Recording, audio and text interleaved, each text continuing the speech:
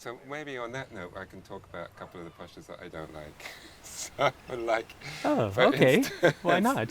Janu Sirsasana C and Setu Bandhasana. They just seem, Oh, those are my two favorite they your postures, favorite? actually. Yeah, those are my favorites. they just seem, there's a fragility there and an increased risk of injury. Do you think I'm right in saying that? Or? They're definitely further towards the edge in level of difficulty, right? They're moving up. If we made a scale of difficulty of postures, starting at 0, ending at 10, those we would be getting up into the 7, 8 range, and they're in primary, right? So, Janu C, that's a tricky one, but here's where the all or none, right or wrong kind of thing comes in. People take the approach that either they're doing it fully, completely, or they're not. They don't allow themselves to be somewhere in between and let it evolve. And that's where the trouble comes. Oh, when either a student is being rigid on themselves or a teacher is being rigid, and it's like, no, your knee has to be down, no, your heel has to be up, or no, all of your toes have to be on the floor. For a total beginner, of course, that's not going to work. I'm not saying most teachers do that. Hopefully they don't. But how do you make yourself comfortable and in a place with a posture like Janu C where there's some sense of progression, like what direction you're going with it, even though you're not there. Yeah. And the harder part is to be okay with that. Yeah. That's the thing. It's because we all want to do it, be done with it. Feel like we have accomplished Janu Sirsasana C. Yeah. And the work is then to be okay with not having accomplished it and still going on with your practice.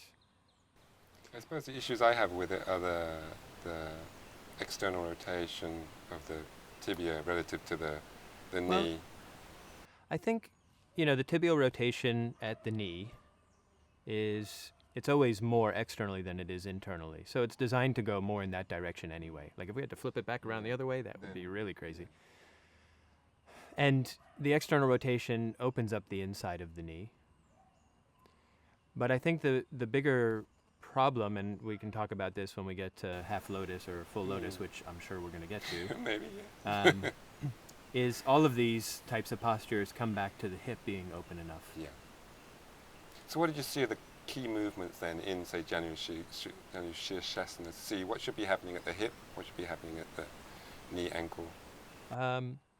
Well, if we start with the foot, your Achilles tendon actually needs to be open enough for the toes to get on the floor properly. That's a restrictor that people miss out on all the time. People think their ankle rotates. I've heard that before. Your ankle doesn't rotate, just so everybody knows the ankle doesn't rotate. Because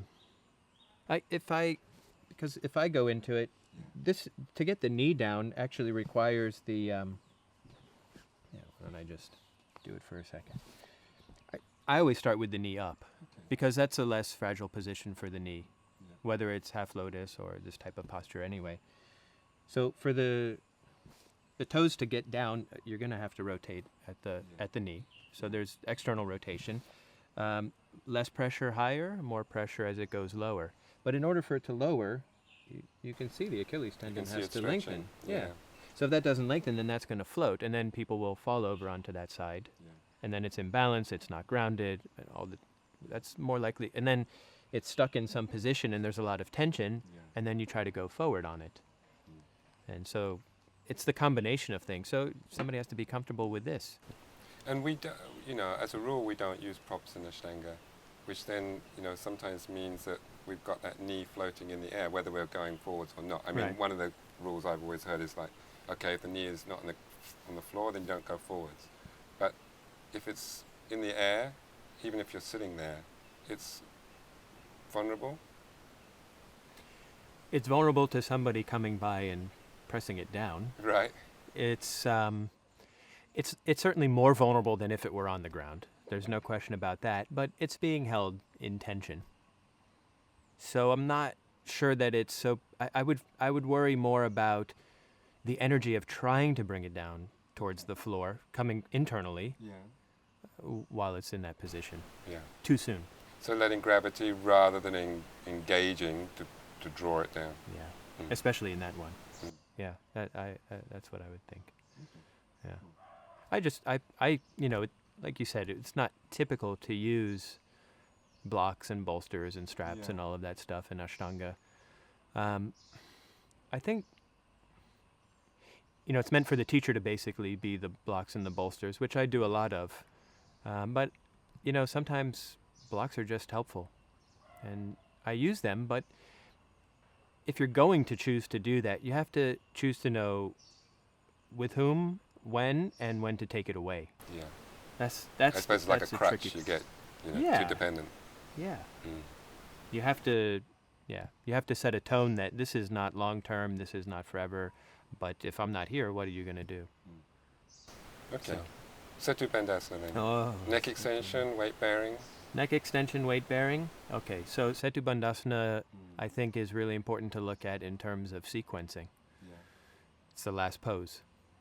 From a traditional point of view, you wouldn't be doing that pose until you've done every other pose successfully. Okay. So if we go backwards in the sequence, and this is how I really like to look at Ashtanga, is where things live relative to other things. Because I think it says a lot about what we need to work on. I would take it back to Bujapidasana. Chin is supposed to touch the floor. Most people go to the top of the head. I think it's a mistake. I think people hovering or when I do it, I hover face down but not touching. Lightly touching. I would rather see somebody, lightly touching their forehead than rolling onto the top of their head and over because then all the weight goes into the head and they push back and then they fall on their bottom. But anyway, if we look at it how it's supposed to be done, let's say we're going to go idealistic, traditional chin. And if you're extending your chin forward, at that moment you're strengthening the back of your neck, but not in a weight-bearing way. And then go Kurmasana, same. Neck is in full extension like a tortoise. Then you start working with leg behind head, which strengthens the back of the neck. Get a little stretch in Garba, and then continue on. You're doing all of this next. You're rolling on your neck. Right? So there's this whole sequence of rolling onto your neck, rolling off your neck, extending your neck that happens before it. And if you can do all of those things correctly, hopefully, you've strengthened your neck for something like Setu Bandhasana. I suppose when I've seen people do it, like 90% people doing it, they're hinging. There's not much of because they've not opened enough in the chest, then they get the lift there by hinging at the neck. So there's not a nice curve, and it just looks... It looks precarious anyway. Yeah. I mean, putting your leg behind your head to the average person looks pretty precarious anyway. I think too many people make it into a back bend. And I think it's more like a low arch. Yeah. Because the legs are straight, they're not supposed to be bent. So it's only supposed to get so high. I think too many people keep their knees too bent. Yeah. And therefore everything gets higher as opposed to staying low. Then they're going to hinge more maybe. Yeah, maybe. It's a difficult posture. I can't say I'm in love with it. No. But then, general people have had whiplash injuries or neck issues, that sort of thing. Well, they need to be more careful for sure. No doubt about it. Often in those types of injuries, compressing the neck in that direction is usually more trouble just because that tends to create more of a herniation or something. If there's one there, then exacerbate it.